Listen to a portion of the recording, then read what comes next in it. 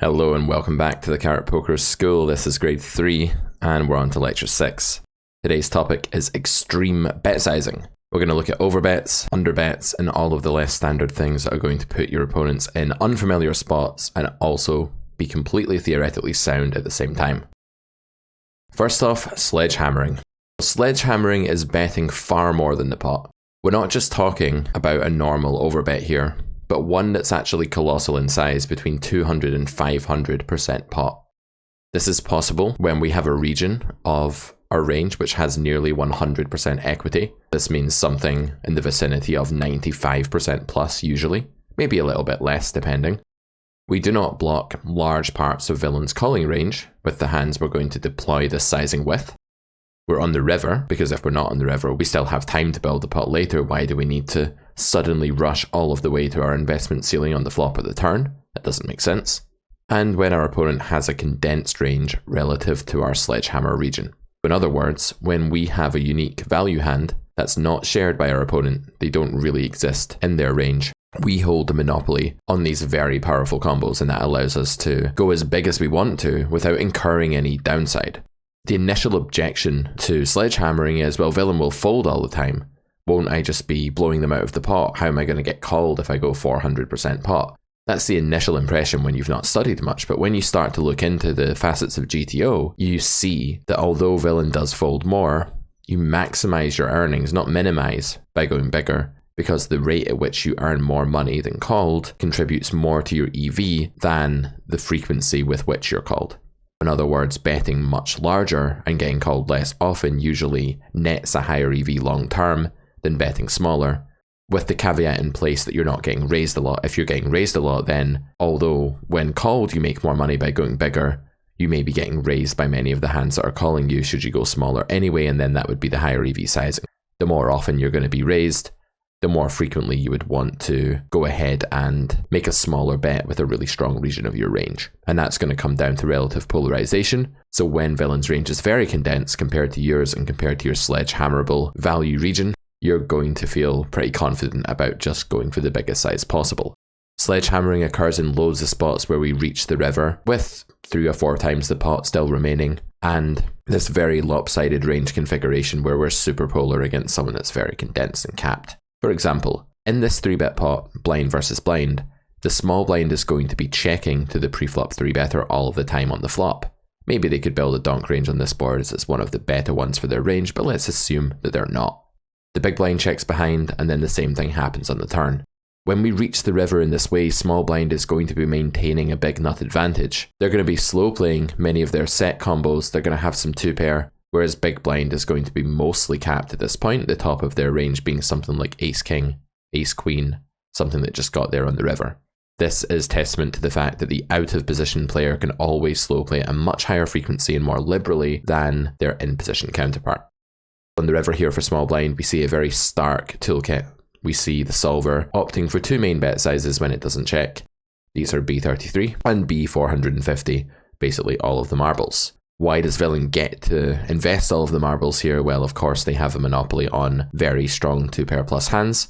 These hands are coming in at around 100% equity, maybe 98. Of course, big blind may have been fortunate enough here to river the top set with pocket aces, but it's going to be a rare phenomenon, and so small blind's equity is above the threshold for being able to risk 450% of the pot whenever they have a hand like a set or something of that nature, or Jack-9. That's another classic example of a hand that small blind is going to have sometimes and big blind is never going to have because the in-position player doesn't get to check back twice with a straight.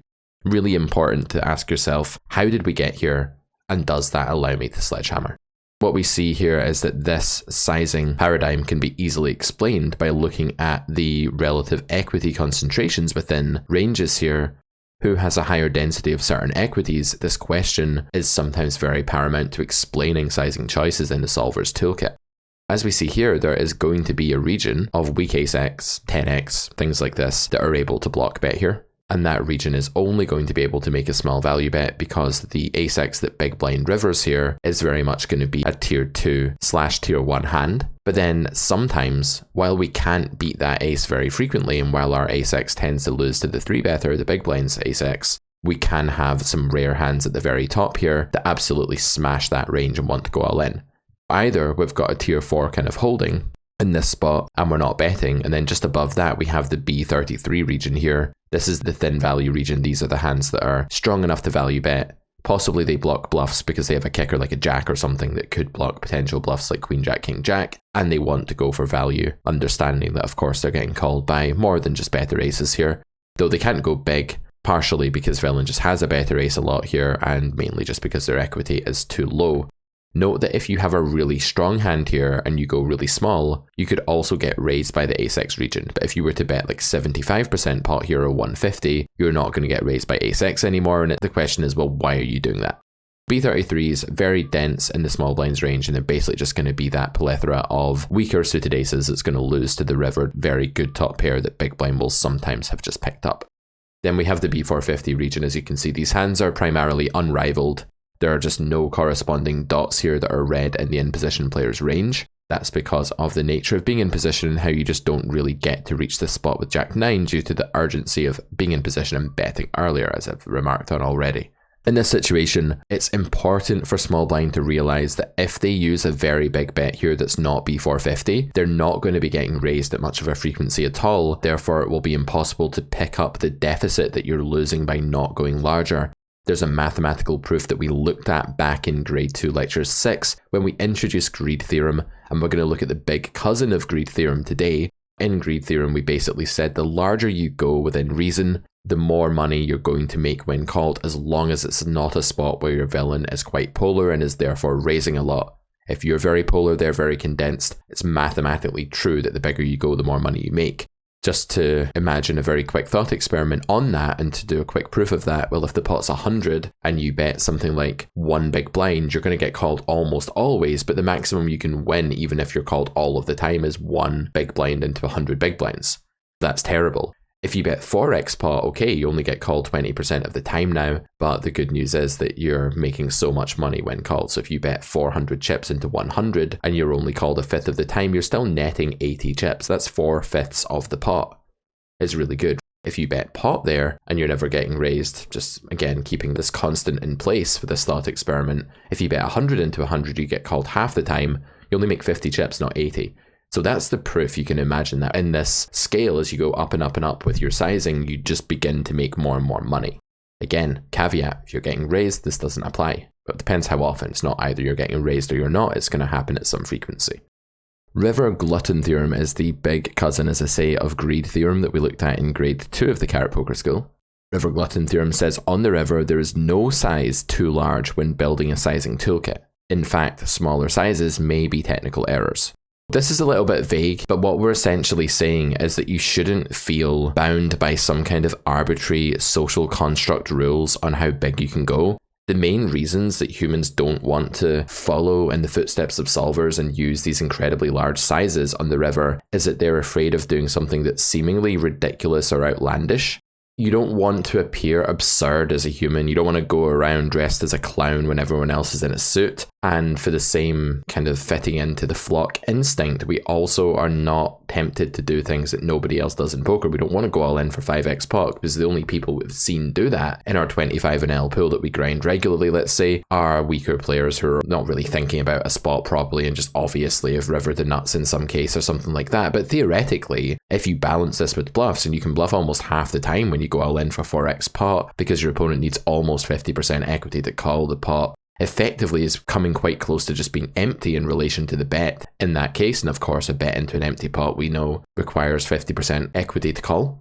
The upshot here is really that we need to let go of these sort of stigma that we're not allowed to empty the clip if the pot is small. This is a great example of a situation in a 3-bet pot where emptying the clip is exactly what we should do. If you're worried that you never get called here, okay, that doesn't mean that there's anything wrong with the play. In principle, it maybe means that you need to unbalance your range to take advantage of an observed tendency.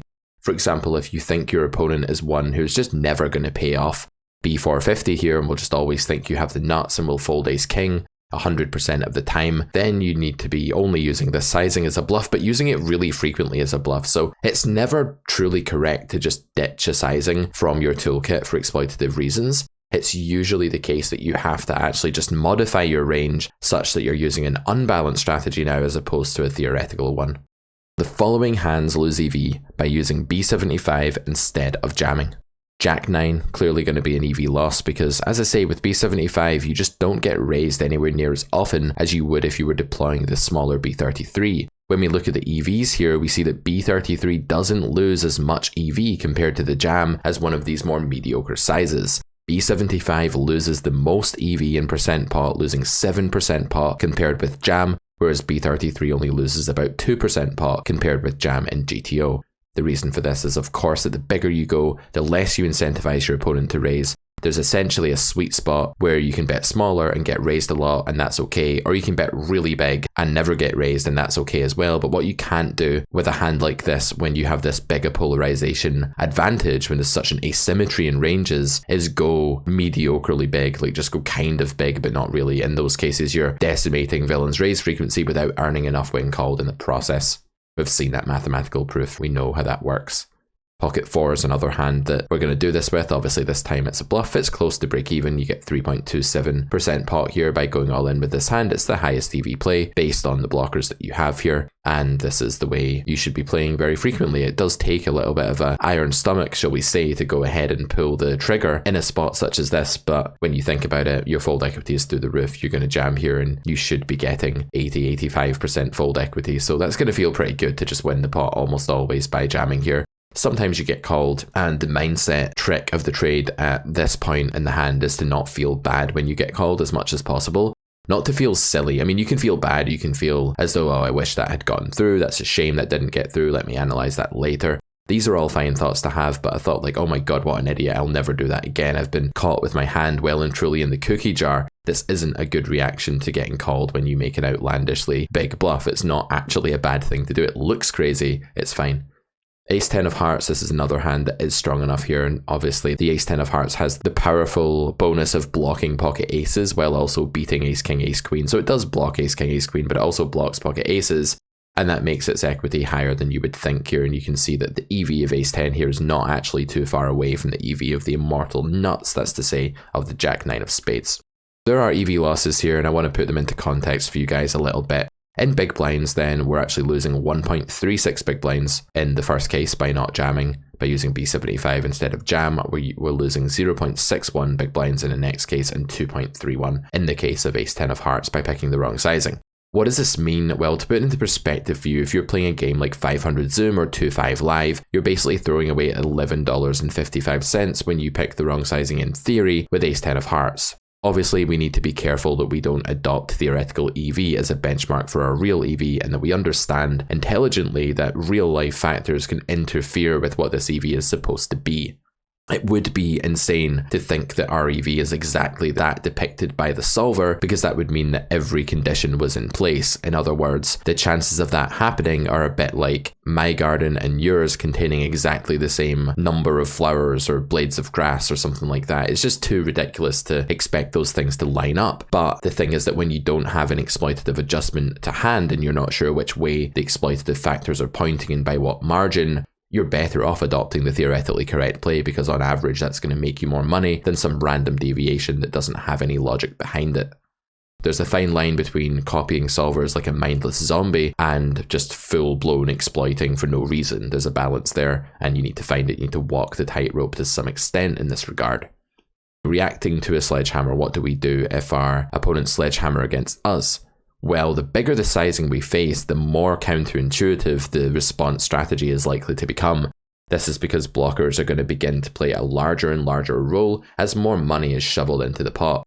As ranges become more succinct and snug, blockers can definitely incorporate and remove a larger chunk of your opponent's range than normal, and this gives a bigger EV or equity swing to holding that combo as opposed to not.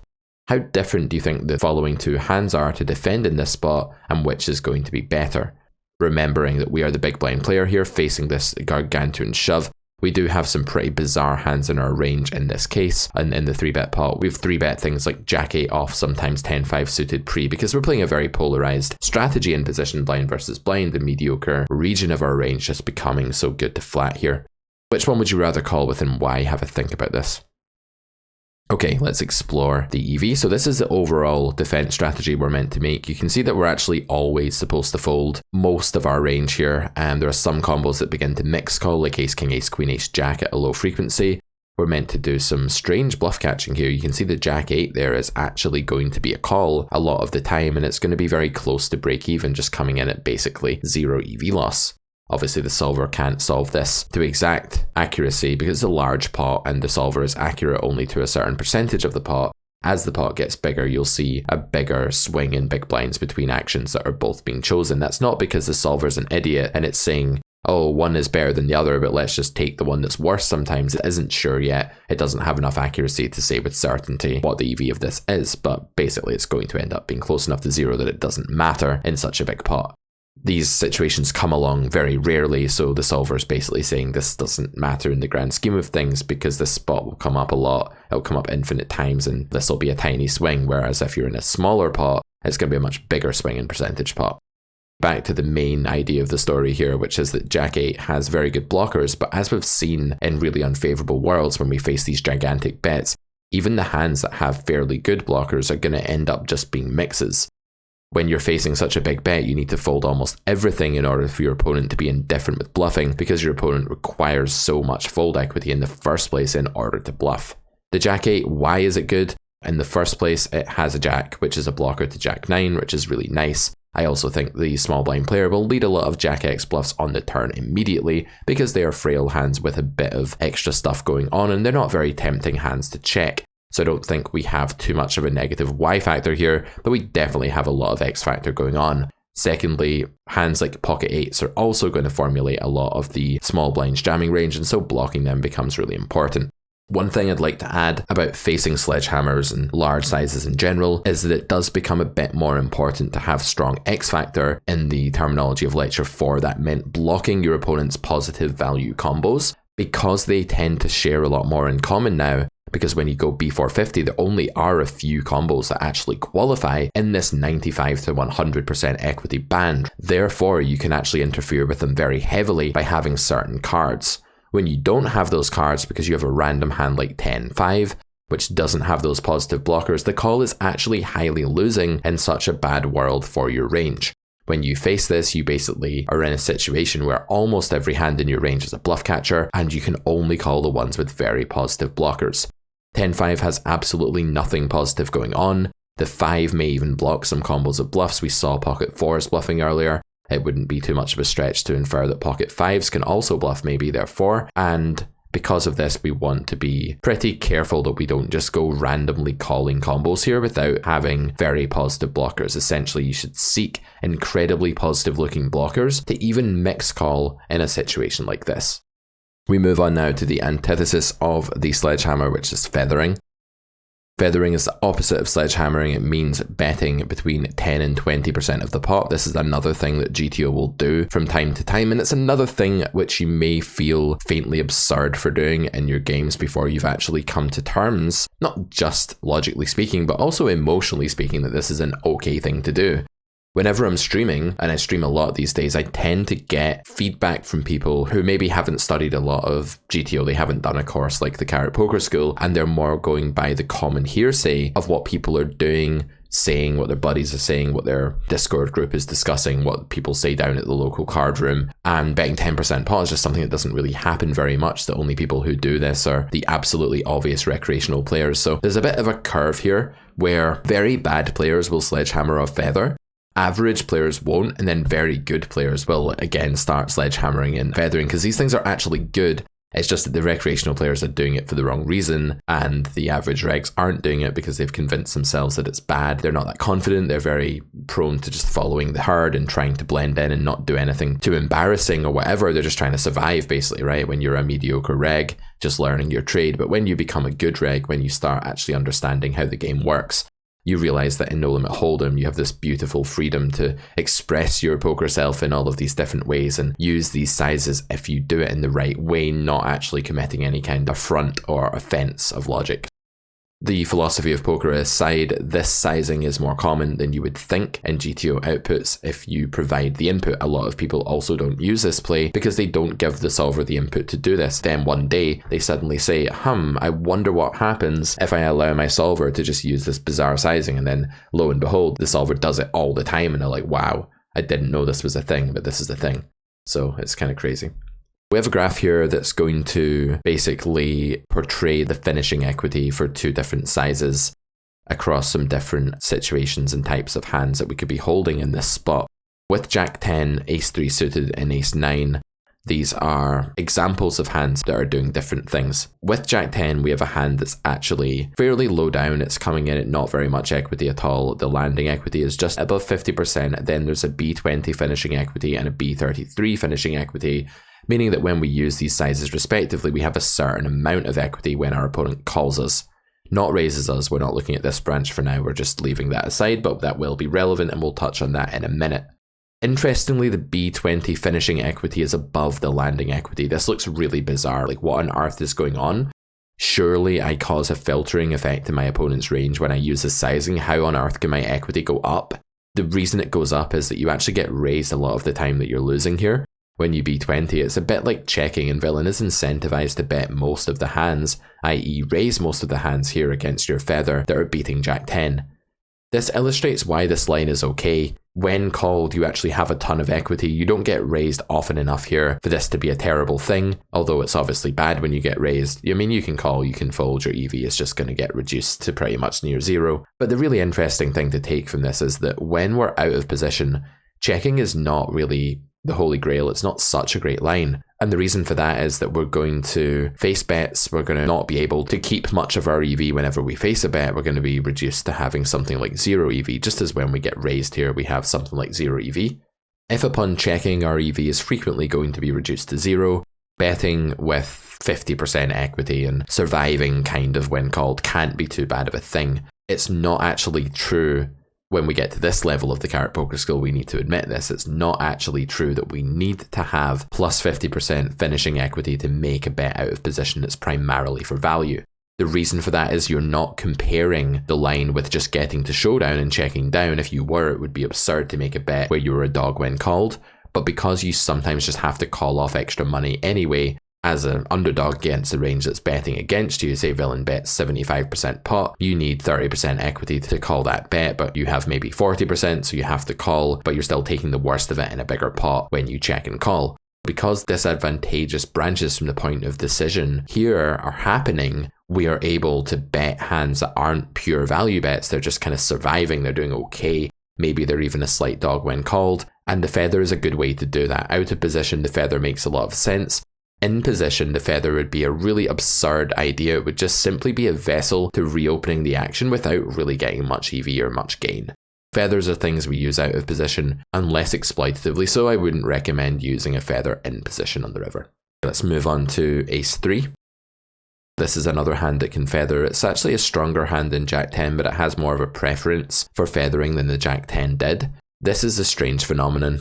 I can't really explain why this hand is not B33ing, and I don't really want to because the EVs just run so close together. I think I'd be kind of grasping at straws here. I don't think it really makes sense to try to solve such a close phenomenon, but basically with a hand like Ace 3, we can definitely assert that either the feather or the small bet is good. Maybe we could say something like we unblock more bluffs with Ace 3 than we do with Jack 10, so when we feather and get raised, we actually call this hand and it makes a bit of money, so something like that, but I think it's fairly meaningless and close. There's a lot of equity this time when we feather and get called. That's because obviously we'd get raised by most of the hands that would beat us here. Just a few of them that are calling here are above 75% when our feather gets called. When we're using the smaller bet size here, we also just expect to get called wider and get called by more weak hands. When we B33, that's also just going to be okay in this spot. Nothing wrong with it at all, and we can certainly do that. And then finally, when we have the Ace6 of hearts, it's the same kind of story. We can just go ahead and make these small bets. This time our equity is nearly 100% when called because practically every better hand in Ace6 is going to raise us here. There's nothing else to really say here. It's just that when you land in situations where your range is commonly block betting, B33ing in GTO, if you were to add a smaller sizing to your toolkit, the solver would use that as well. One really interesting thing is that the smaller you go, The more people fail to realize that they should be raising against that sizing for value, you will get opponents, because they're humans and their brain just sort of scans the bet size vaguely without thinking in too much detail about exactly how big it is. You'll find that many humans don't react at all, or react very minimally and inelastically to the difference between B20 and B33. When you start B10ing, B5ing, stuff like this, it gets a little bit more likely that you get raised a ton, and that can suddenly trigger quite a lot of raising within the minds of certain opponents. But for the most part, when you're B33ing or B25ing or B20ing, it often doesn't make much difference. What this can mean is that the feather is a very useful tool to wield more exploitatively. For example, if you think your opponent is going to fail to adapt to the difference between B33 and B20, then you could do something like B33ing your value hands and B20ing your bluffs, giving yourself a better price for bluffing and earning more when you're value betting without incurring enough of a change in fold equity when betting to really feel any downside to that. If you are bluffing, you also don't want to get rebluffed raised, because you're going to have to fold, and if your opponent isn't realizing that against B20 they need more raises and therefore more bluff raises, then again you get away with one when you adopt that sizing. This is food for thought. What this comes down to is the idea that the less familiar your opponent is going to be with a certain spot, the more likely they are to misplay. Feathering with the condensed range. Here we have a check call situation, big blind versus button on Jack 9-7. We then check the turn and button checks back, and we have this classic river probe situation. Our range is condensed, it's merged, we don't have a lot of straights here because we would raise flop with them. Same goes with 2-pair and sets, that we have a few hands we've just turned, like Jack-6 suited, 7-6 suited, 9-6 suited, but overall we don't have a lot of very strong hands here. So there'll be a very large vicinity of our range that wants to value bet, and the smaller we go, the more of that we can value bet. So if villain is really used to facing a check on the river here and has some idea what they're doing in a bet check bet node, but they haven't faced B20, B10 or B15 very often, then we can start to feather here with a wider range than that with which we could B33. We can even replace our B33 with a B20 and just put villain into this gross spot way more often. It's not gross to a solver, or objectively speaking, it is gross if you've hardly ever faced it. The theoretical gain of feathering is relatively small here. A B20 hand could almost always choose either B33 or check without an EV loss, so the really strong B20 hands can just B33 and the really weak ones can just check. It's not a big deal. The average ones will be probably quite indifferent between those two options. Pocket 8s, for example, it can be 33, there's no issue with this at all, but it can also be 20. You can see that the EV difference is like so microscopic between those sizes that theoretically speaking, this sort of thing just doesn't matter. A7 can check. It's meant to be a small mistake to B33 this hand, it's slightly too weak, but you can also B20 it. But again, if you did B33 this hand, it's so close to the threshold that you're barely losing any EV whatsoever. When we look at the overall strategy here with 5 sizes, this now looks like the dreaded myriad of different things that we'd like to avoid. Looking at this at face value looks quite intimidating, but later today we're going to learn how to actually balance the bluffs in this toolkit between all of these sizes.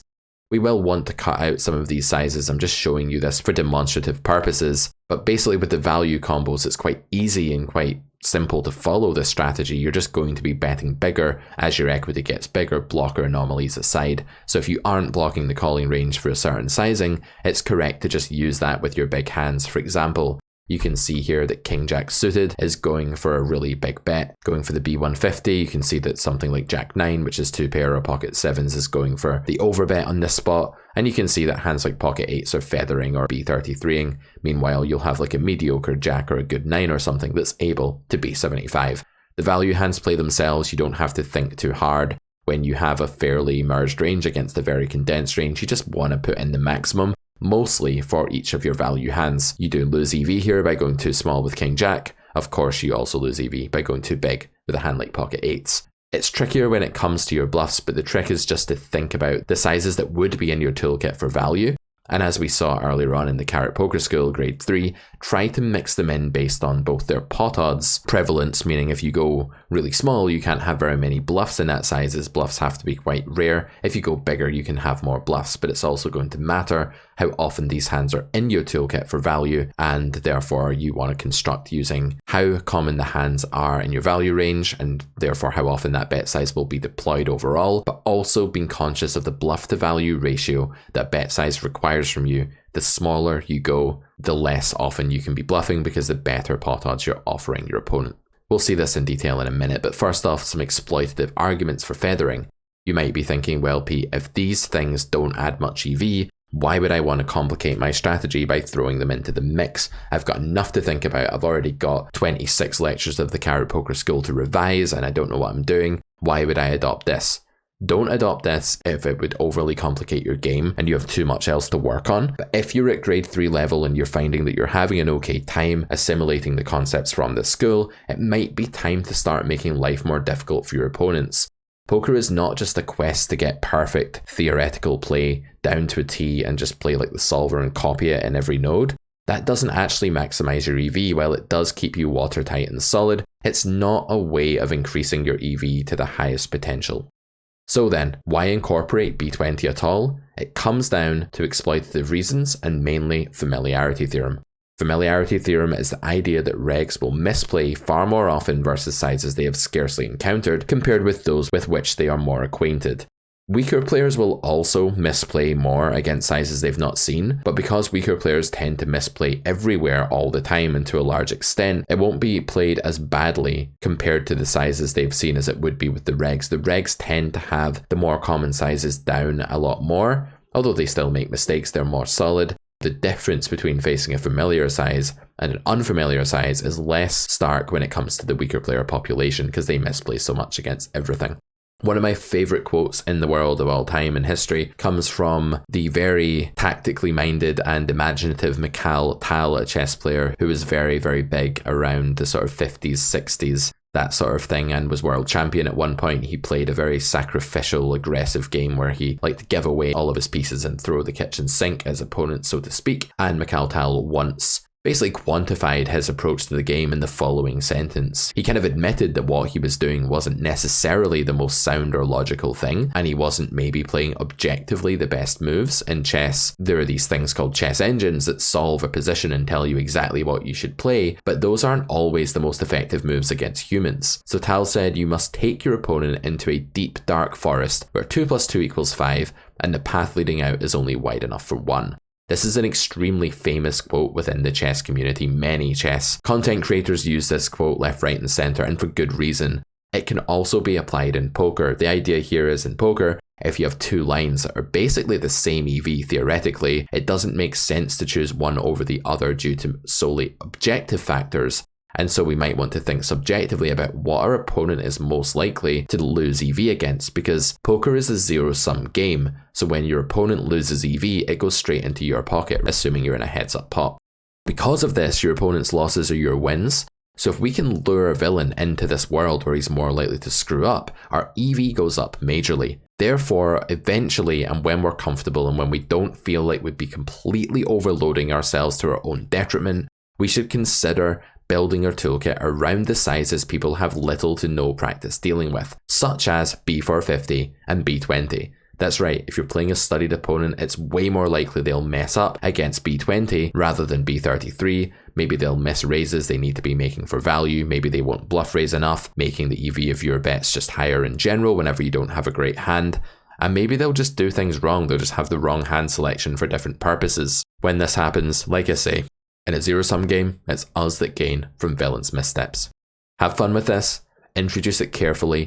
Why not go away with your solver today and just get these creative juices flowing, get that spark reignited in your poker game and say, do you know what, I'm going to plug in like 10% pot in the river, I'm going to see how the solver uses it, and then I'm going to try it out in game and see how people react. You can have a lot of fun with this as long as you know that what you're doing isn't theoretically terrible, and usually it won't be. If you understand enough GTO to know something like, okay, my range is quite condensed here, I have a lot of really weak but plausibly value bettable hands, I'm going to adopt B20 or B15, whatever you want, you don't have to copy my exact sizing template, then you can't really go wrong as long as you bluff scarcely. We'll look at doing that in a second. You don't want to end up over bluffing here by just going for a bluff every time with this small size. That's going to be absurd because your opponent can call so easily. But yeah, you can have a lot of fun, and it's definitely a way of making the game a bit more fresh and energizing yourself again in poker to play around with these sizes. In my exploitative course, I actually talk a lot about what we call sidelines, which are non-standard actions, maybe donk bets in certain spots, small raises in certain spots, tiny sizes, huge sizes, that sort of thing. And sidelines are great because they may not cost any EV in practice or even in theory, but they can earn you a lot of money in practice by getting villain out of their comfort zone. One of my favourite topics. I could go on and on here, but let's move on. Let's get back to the point of today's class.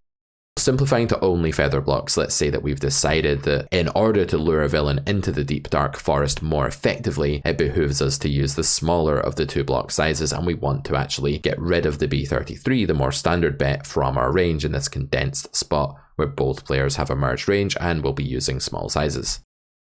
This strategy replaces the B33 with the B20. The color coding gets more and more yellow here as we go smaller, more and more purple as we go big. That's the color coding scheme in the school. Now villain will be facing these feather bets, these B20s, at a much higher frequency, thus increasing his scope for making errors, so we hope. Meanwhile, our strategy is very intuitive. More on how to build this shortly with our bluffs. First off, why might villains make more mistakes versus feathering? We're arguing that this deep dark forest is going to be beneficial for us to lure our opponent into. We're arguing that in general our foe is going to commit more mistakes against this sizing, but why and what will these mistakes be? Here is a reaction for villain in the aforementioned spot. To remind you of the action sequence here, we are looking at Jack 9, 7, 6 deuce. We're looking at a spot where we have gone ahead and called the flop as big blind, checked the turn, and then we have the chance to probe the river after our in position opponent checks back. By examining the solver's response, this is the way the in position player handles B20 here, we can predict 3 categories in my opinion of likely human errors. Firstly, undervalue raising.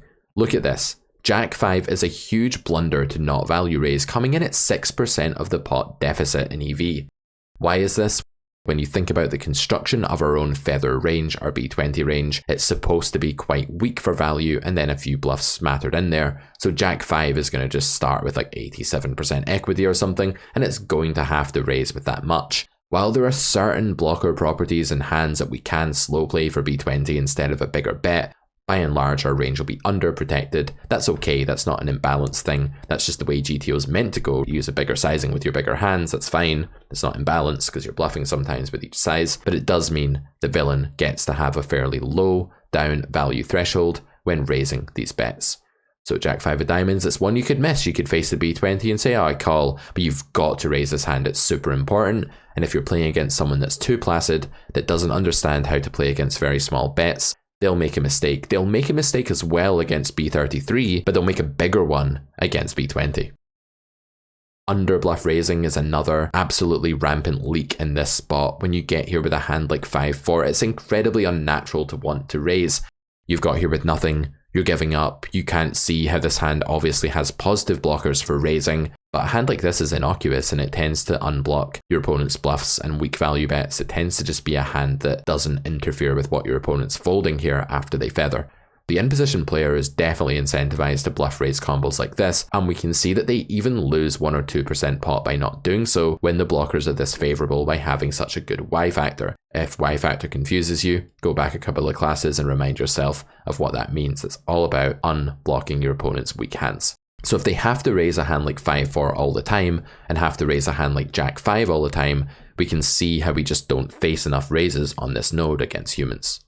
Thirdly, overfolding could also happen here with a hand like Ace Queen offsuit, which looks really terrible. It just looks like air. This board is connected. It's got 4 mediocre danger level cards. 6, 7, 9 and Jack are all cards that are just in big blind's range really frequently. This is quite hard to miss. It's not a tempting texture to call down Ace Queen on, even to a tiny bet. And then there's also the compulsion, the idea, the fear that you may just be getting milked with a small bet.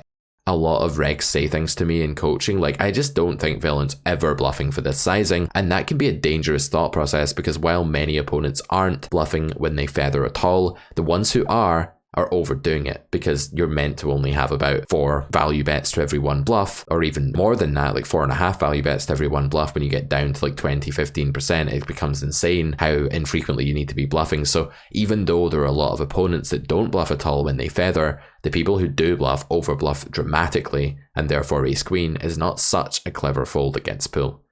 Overfolding is also going to happen here. We're just going to see people misappropriate how often they have to call these average bluff catchers, and this is maybe a grade C bluff catcher, but as we saw last time in lecture 5 of grade 3, we need to be calling average bluff catchers against small bets, and we need to even be calling bad ones at some frequency. Very easy for villain to misstep here. Do consider adding feathers to your strategy. Let's talk about splitting up value hands. This is the easier part of range construction on the river. When we're building these river probe strategies, and we will get into these spots super frequently, which is why we spend so much time talking about things like river probe, they're incredibly important to your win rate due to the frequency with which they come up. In these spots, we need to develop the rough skill of placing a hand in a landing equity bucket or tier, the hand's equity before our river action. When we land here with a bluffing tier, that's something with 0 to 23% landing equity in this spot. You might think that's ridiculous, why would I bluff with 23% landing equity? Because the world is insanely favourable for your range. Bluffing isn't just about showdown value, as we know, it's all about comparing the EV of bluffing to the EV of checking. In other words, hands that have a little bit of showdown value here have positive bluffing EV because bluffing is so great when fold equity was so far above the pot odds norm. Tier 4 hands come in at around 24 to 57%. These hands don't have enough going on to bet for value, nor would they have little enough equity to bluff. They have negative bluffing EV, not because bluffing is terrible, bluffing is highly profitable, but checking is too good now.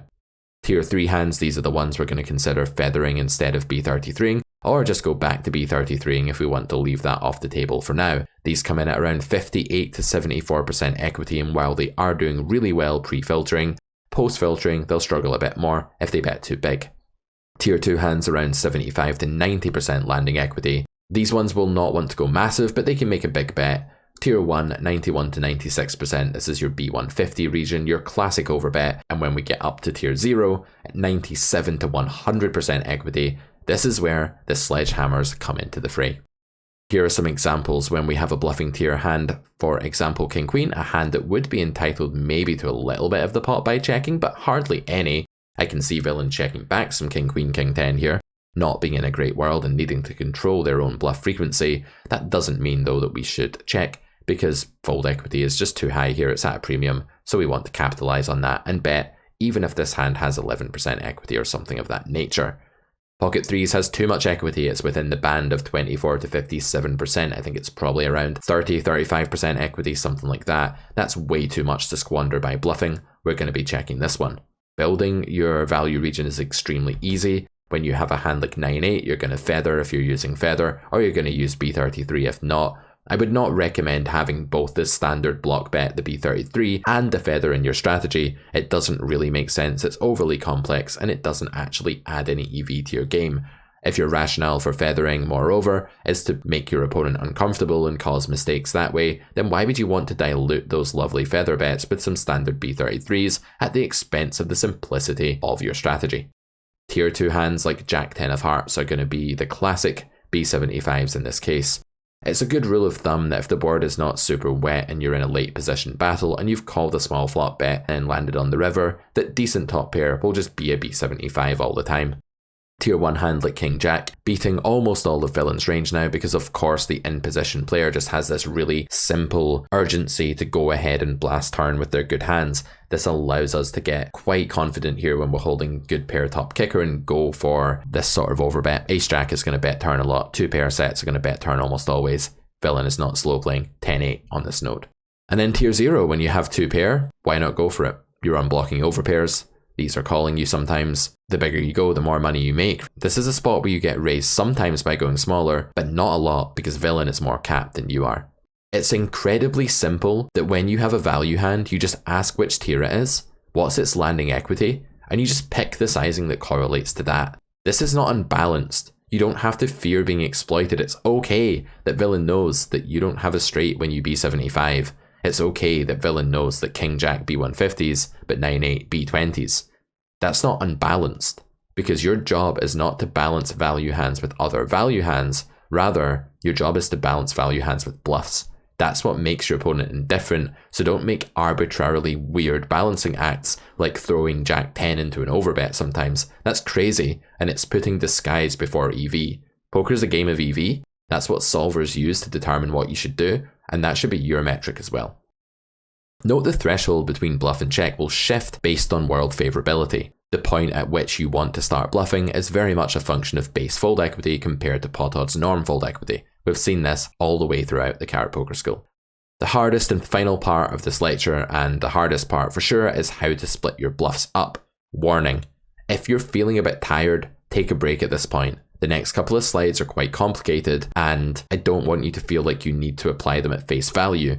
I'm going to go into unnecessarily finely grained detail to show you how a formula for picking bluffs would work. I do not expect you to use this formulaically or mathematically in game. I just want to show you the nuts and bolts, as this is a very theoretical part of the course.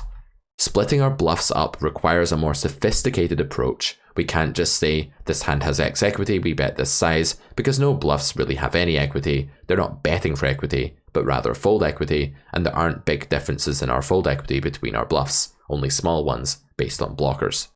There are two relevant factors to decide a bluff ratio for a given bet size. In other words, to decide how often you're going to choose a certain size for your bluffs. In less favourable worlds, we will also sometimes have to check our air hands because we're just not going to generate enough fold equity to allow us to bluff with everything. The two factors I want you to look at are the size abundance in our toolkit, in other words, how many value hands are picking a sizing in the first place, and secondly, the pot odds modifier. What sort of value to bluff ratio does the sizing require me to wield based on the pot odds it offers to my opponent?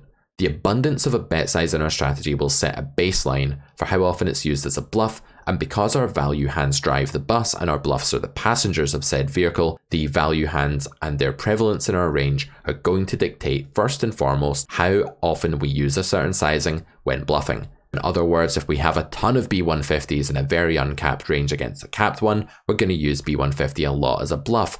Not just because it's abundant for value, but because B150 affords us a high bluff to value ratio, mathematically speaking. We then add the pot odds modifier to reflect the rough bluff to value ratio the sizing should generally deploy. What this means is that bigger bet sizes will have a higher and larger bluff to value ratio, so we can multiply the size abundance as dictated by the value range in our strategy by the pot odds modifier to figure out roughly how often to use each sizing as a bluff. And we do have to do this roughly. We're not computers, we don't have perfect information, and we can't compute complex equations in 5 seconds even if we did. I speak for myself here, maybe some of you can. Billen's break-even equity against each of these sizes goes as follows. Against a B400, they're going to need 45% to call because this is almost like betting something big into an empty pot. The pot size is dwarfed by the bet size. B150 comes in at 37.5%, 30% for B75, and a lowly 14% for the feather bet. That's why it's so tricky to defend against. The pot odds modifier then is going to go as follows. These are ratios based on how high the percentages are compared to each other. In other words, we're saying that the ratio of 14% to 45% is like 0.5 to 1.5. The ratio of 30% to 45% is 0.9 to 1.5. Essentially, we're just comparing the bluff to value ratio of these bet sizes to one another. The higher the tolerance for bluffs within a bet size, the larger the number dictated by the pot odds modifier, the more abundant a bet size choice will become in our strategy because we'll be taking its rough abundance, which is dictated by how many value combos use that size, and multiplying that number by a larger modifier. This is all based on pot odds and again, how much equity Villen would need to call us. We're trying to stay balanced with respect to our bluffs, to our value hands, though we're not balancing value hands with other value hands, like I said. Let's do this. Let's show you how to do this in action. This isn't easy, but we're going to take it one step at a time, and you're not going to do this in game. I just want you to see how the theory works in this respect and how solvers pick their bluff to value ratios. Solvers actually do it much more complexly than humans do because they factor in like really meaningless things like tiny blocker shifts in equity and fold equity and stuff like that between combos. We're not going to do that today. We're just going to look at crafting an overall sensible strategy. We have the amount of the time that we're actually using these bets, we have the size abundance, the pot odds modifier, and then finally the splitting up of our bluffs. The size abundance in our strategy, this refers to how often the sizing is used for value. This is what drives the bus, the bluffs are the passengers, this is the first port of call. With B450, the all-in sizing here, I wrote B400, actually the solver simplified that to all-in. Take that with a pinch of salt, it's fine. not a big difference. That's being used 8% of the time. We'll just pretend it's B400 for our purposes. The B150 is being used 22% of the time because there are way more value hands that qualify for that sizing because it's a lower equity band in which the hands are more abundant. The B75 is being used 33% of the time. It's a very common sizing in our strategy, and the feather is being used a whopping 37% of the time, being the most common choice from the point of view of how many value hands can use that sizing. But that's not the end of the story. What happens next is we need to multiply the pot odds modifier, which is essentially the bluff to value ratio of one bet size compared to another, by the size abundance in order to get the true frequency that we should be selecting a certain sizing with our bluffs. What this means is that when we multiply 8% by 1.5, we get 12%, while the value region of our range is only 8% of it. So while only 8% of our value bets are choosing the largest sizing possible here, because that sizing has such a big pot odds modifier relative to the other sizes, we're going to go ahead and increase the amount of the time we use bluffs in this sizing up to 12%. We're multiplying 8 by 1.5. We're not doing this in game. Don't worry, this is just the mechanics of the spot. The B150 is being used 22% of the time for value. We get a little bit of a boost to that because we're allowed quite a lot of bluffs to value, though nowhere near as many as we're allowed with the B400, so this creeps up to 24% of our bluffs now using this sizing. 30% of our bluffs will use B75. This is the most commonly bluffed sizing. The reason for that is that it's by far one of the more commonly chosen sizes for value. There's quite a lot of value hands in this belt of equity. 33% of them. Then we have to reduce that slightly when we're bluffing because this size affords us a few less bluffs to value as a ratio. So the pot odds modifier here is 0.9 and that gives us our 30% bluff frequency. The block bet is used all the time, but it has an incredibly low bluff to value ratio. When you're feathering, you can bluff hardly ever. You need to be mostly value heavy, otherwise your opponent can just click call until their heart's content and exploit you. Therefore, we wind up with just 19% of our range choosing this sizing. That's still quite a lot because it's such a common size in our strategy for value. Overall, the only part you need to be aware of is the bottom part, and you want to just roughly estimate that in game based on the above two factors. So instead of doing this fiendish calculation, it would be much better just to say, okay, I have a few B400s here, they're not a lot in my strategy, but because I'm allowed to bluff quite frequently, I'll just increase the amount of the time I'm bluffing with that sizing compared with how abundant the size was for value. Bluff to value ratio is large with a really large bet. That's how we're going to do it. And similarly, when it comes to the feather bet, we're going to say this is a super abundant size. I use it all the time for value because I just have so many of these mediocre equity hands. However, I'm aware that I can't bluff a lot with that sizing, so I'm going to sort of half the amount of the time I'm able to actually select this size with a bluff compared with the abundance of this sizing in my value range. Practical take is much easier, thankfully, and unlike the solver, we should not try to choose really precise bluffing frequencies combo by combo for two very good reasons. Firstly, it's impossible. You just can't do this. You don't have the mental bandwidth. And secondly, it adds almost no EV at equilibrium even if we could do it. What you'll see solvers do is mixing in different bluff sizes with different combos at kind of bizarre frequencies based on microscopic blocker fluctuations between combinations. We don't want to do that. It doesn't add any EV in the real world, and it's stupidly complex and impossible to understand. Here we have Jack 9-7 Rainbow. We have the same situation, the check on the turn after the B33 is called on the flop, the probe opportunity for big blind. The solver says, with King 10, mostly B75, that wasn't the rough allocation. If we go back to the previous slide, we know that the average bluff is using way less B75 than that and way more feather than that. If we look at the horizontal split there in the hand, it would also have more B150 and maybe slightly more B400 as well. So that King 10 is grossly overpopulated with B75 in the solver's mind, but that's not for any good reason. It's just that the solver is absolutely a glutton for punishment and just wants as much accuracy as possible, even when that comes with basically no gain and tons of complexity. The Queen 10 looks a bit more normal. This one tends to follow the trend we already looked at, but for the human, we're going to use our predefined rough split of different sizes for bluffing based on the formula we just looked at. We're not going to change these combo by combo and also add blockers into the mix. This is a difficult enough thing to understand without doing that, so let's treat our bluffs in a more uniform way unless of course we're going massive on a flush river and there are some kind of anomalies or exceptions that cause us to want to avoid a certain combo. Maybe we need a positive blocker on a 3 flush river like the nut flush card when we're going all in for 4 or 5x pot. Homework for this week, I would like you to write out your thought process for playing and mixing the following hands in this river probe opportunity.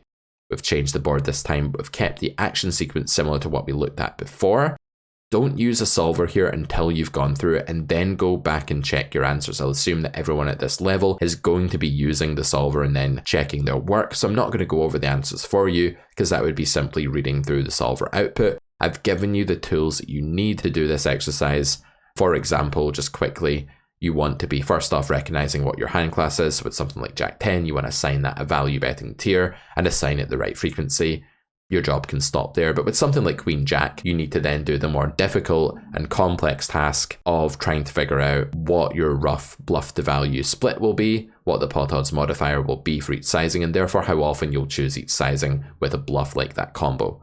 Have fun with this. It's a bit of a tricky task, but as you do this, it gets easier and easier. And don't look for absolute accuracy. Clearly, we're not trying to be completely unexploitable gods of the game. We're just trying to do something sensible that's reasonable and a bit like what GTO is recommending.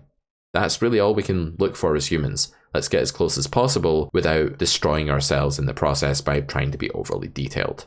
Hope you enjoyed this class, guys. I know it's a bit of a tricky one. Have a well-earned break now, and then I'll see you back here for Lecture 7. Bye for now.